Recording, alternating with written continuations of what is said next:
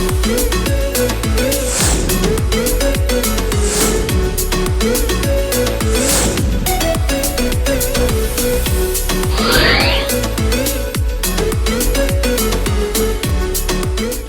Hello నమస్తే, welcome to diet menu.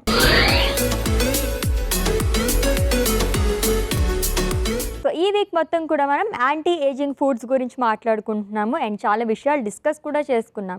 So ఈ రోజు లాస్ట్ డే కాబట్టి 2 days ఏదైతే మాట్లాడుకున్నామో ఒకసారి రివైజ్ చేసుకుంటూ ఈ రోజు ఏం రెసిపీ చేస్తారో చూద్దాం. Let's invite our nutritionist Alekhya గారు. హాయ్ అలేఖ్య గారు. హాయ్ అశ్విని గారు. వెల్కమ్ అండి. Thank you. How are you? Super fine. మీరు? నేను కూడా సూపర్ ఫైనే. మీరు డబుల్ సూపర్ ఫైన్ ఉంటాను నేను ఎప్పుడూ కూడా, మీరు అందించే రెసిపీస్ని బట్టి, మీరు అందించే ఇన్ఫర్మేషన్ బట్టి. Thank you so much. అన్నట్టు ఇప్పుడు యాంటీ ఏజింగ్ గురించి చెప్పుకుంటున్నాం కాబట్టి లాస్ట్ డే ఒకసారి రివైజ్ చేసుకుందాం మనం. ఖచ్చితంగా. ఓకే, ఈరోజు ఏం రెసిపీ చేస్తున్నారు? సో ఈరోజు వచ్చేసరికి మనం పపాయ డేట్ స్మూతీ చేసుకుంటాం. స్మూతీతో ఎండ్ చేస్తున్నారు అనమాట. సో యాంటీ ఏజింగ్లో భాగంగా పపాయ డేట్ స్మూతీ ప్రిపేర్ చేస్తారంట.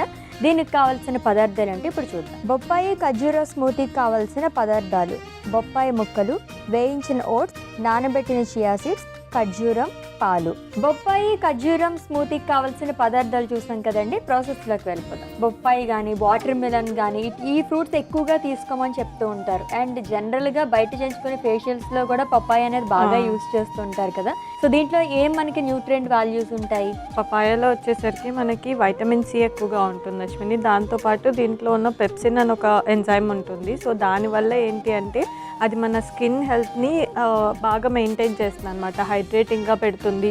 ఈ యాంటీ ఏజింగ్ ప్రాపర్టీ అనేది కూడా దాంట్లో బాగా ఉంటుంది అనమాట. అందుకోసమనే మనం ఎక్కడ స్కిన్ రిలేటెడ్ చూస్తే కూడా మనకి ఈ పపాయ అనేది ఎక్కువగా కనిపిస్తూ ఉంటుంది. ఓకే, సో అందుకోసమని లైక్ ఈ యాంటీ ఏజింగ్ ఈ డైట్ ఫాలో అవ్వాలి అనుకున్న వాళ్ళు ఈ పపాయని అట్లీస్ట్ వారంలో ఒక 2-3 సార్లు తీసుకోవచ్చు. ఓకే, అండ్ అలాగే అవాయిడ్ చేయాల్సినవి ఏమన్నా ఉంటాయా? షుగర్స్ అవి ఎక్కువ తినద్దు అని చెప్పేసి అంటారు కదా, ఈ కేటగిరీలోకి ఇంకా ఏమొస్తాయి?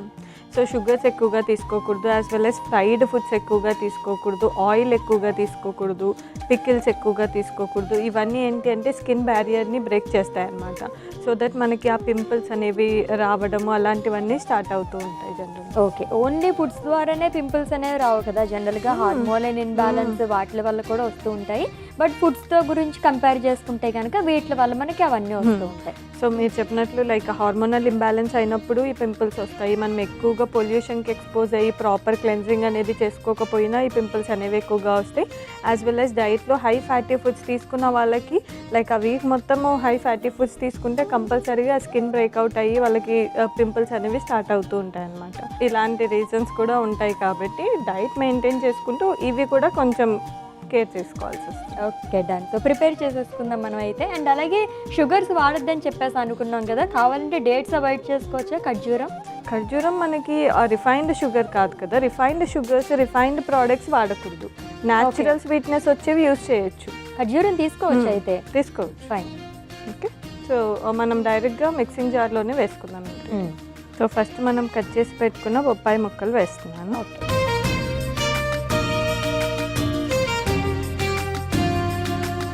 దీంట్లోకి ఖర్జూరాలు వేస్తున్నాను. అలాగే ఓట్స్ కూడా యాడ్ చేస్తున్నాను. ఓకే, ఇవి మనం డ్రై రోస్ట్ చేసుకున్న ఓట్స్. చేసుకుందాం. నార్మల్ స్మూతీస్లో అయితే ఓట్స్ చాలా వరకు వేసుకోరు కదా, కొంచెం డైట్ పాటించే వాళ్ళు ఎవరన్నా ఉంటే కనుక పర్టికులర్గా వేసుకుంటారు తప్ప, మీరెందుకు తీసుకున్నారు? ఇప్పుడు స్కిన్ రిలేటెడ్ కదా. సో స్కిన్ రిలేటెడ్ అయినా సరే మనకి ఒబెసిటీ వల్ల కూడా ఈ యాంటీ ఏజింగ్ ఎక్కువ అవుతుంది కాబట్టి నేను రెండిటికి మనకి హెల్తీగా ఉండాలి, యాజ్ వెల్ యాజ్ ఏంటి అంటే మన స్కిన్ హెల్త్తో పాటు మన బాడీ వెయిట్ని కూడా మెయింటైన్ చేస్తుందని ఓట్స్ యాడ్ చేస్తాను. ఓకే, సో ఎలాగో ఒబేసిటీ అని చెప్పేసి కూడా అన్నారు కదా, చాలా మంది ఒబేస్డ్ వాళ్ళు ఉంటారు. సడన్గా థిన్ అయిపోయిన తర్వాత వాళ్ళ స్కిన్ కూడా చాలా లూజ్ అయిపోయి అట్లా ఉంటుంది కదా, కొంచెం అది టైట్ అవ్వడానికి ఏమన్నా ఉంటాయా? సో చాలా వరకు సర్జరీస్ అందరూ చెప్తూ ఉంటారు. సో మనం ఫుడ్స్ ద్వారా కూడా మళ్ళీ బ్యాక్ చేసుకోవచ్చా? ఒక్కసారిగా గ్రేడ్ 3 ఒబెసిటీలో ఉన్న వాళ్ళు ఒక 20-30 kgs వెయిట్ తగ్గిపోయినప్పుడు ఈ స్కిన్ ఎలాస్టిసిటీ అనేది ఉంటుంది కదా, అది కొంచెం ఇంప్రూవ్ అవ్వడానికి మనకి డైట్తో ట్రై చేయొచ్చు. బట్ కంప్లీట్గా నార్మల్ అయితే కష్టం. కొంచెం బాడీ మసాజింగ్ టైప్లో చేసుకుంటూ యాజ్ వెల్ యాజ్ కొంచెం స్కిన్ హైడ్రేటెడ్ పెట్టి మళ్ళీ వైటమిన్ సి ఎక్కువ ఇస్తే కొద్ది వరకు రిజల్ట్స్ అనేవి కనిపిస్తాయి. ఓకే, సో దీంట్లో మనం ఆల్రెడీ కాచిన పాలు యాడ్ చేస్తాం. సో దీన్ని మొత్తం మిక్సీ పట్టేసుకుంటాం. ఓకే.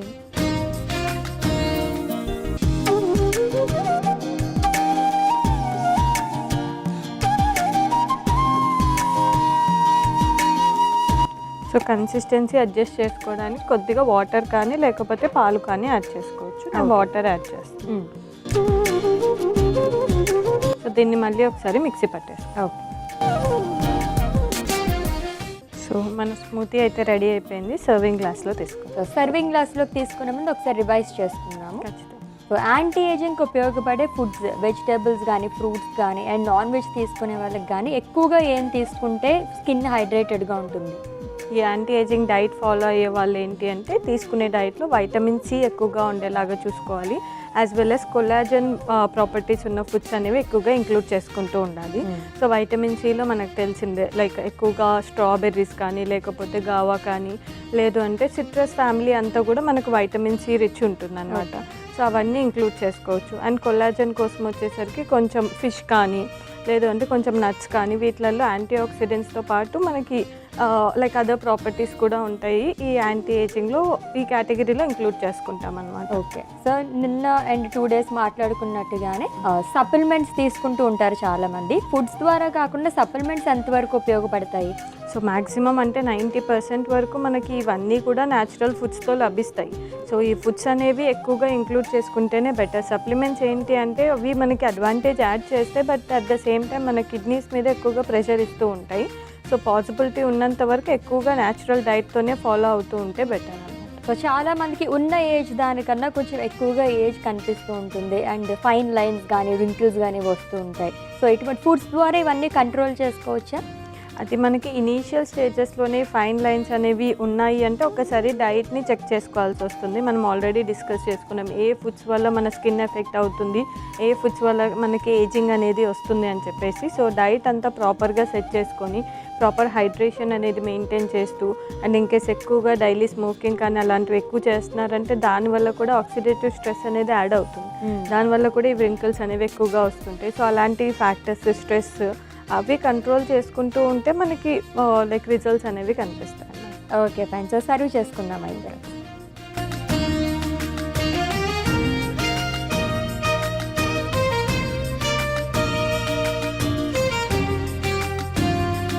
సో దీంట్లో ఫైనల్గా మనం నానబెట్టుకున్న చియా సీడ్స్ అశ్విని, మన బొప్పాయి ఖర్జూరం స్మూతీ రెడీ అయిపోయింది. టేస్ట్ చేసేసి ఎలా ఉంది? ఓకే. సో చూడ్డానికి అయితే చాలా బాగా కనిపిస్తుంది బొప్పాయి ఖర్జూర స్మూతీ. సో టేస్ట్ చేసే ముందు దీనికి కావాల్సిన పదార్థాలు, తయారీ విధానం ఒకసారి చూద్దాం. బొప్పాయి ఖర్జూర స్మూతీకి కావాల్సిన పదార్థాలు: బొప్పాయి ముక్కలు, వేయించిన ఓట్స్, నానబెట్టిన చియా సీడ్స్, ఖర్జూరం, పాలు.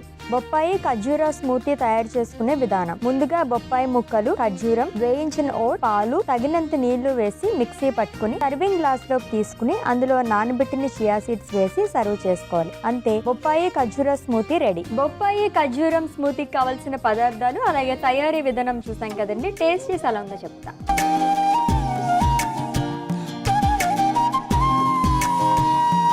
సో జనరల్గా బొప్పాయి అండ్ అలాగే ఖర్జూరం ఇవన్నీ మనం ఇలా స్మూతింగ్ ఇది ప్రిపేర్ చేసుకుంటాం.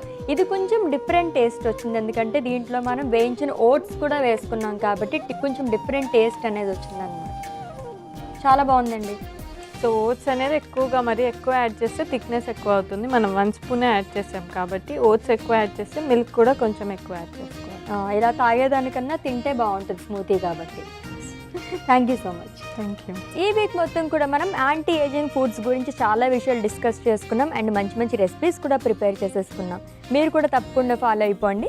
నెక్స్ట్ వీక్ మళ్ళీ మీట్ అవుదాం. Until then take care. This is Ashwini signing off. By.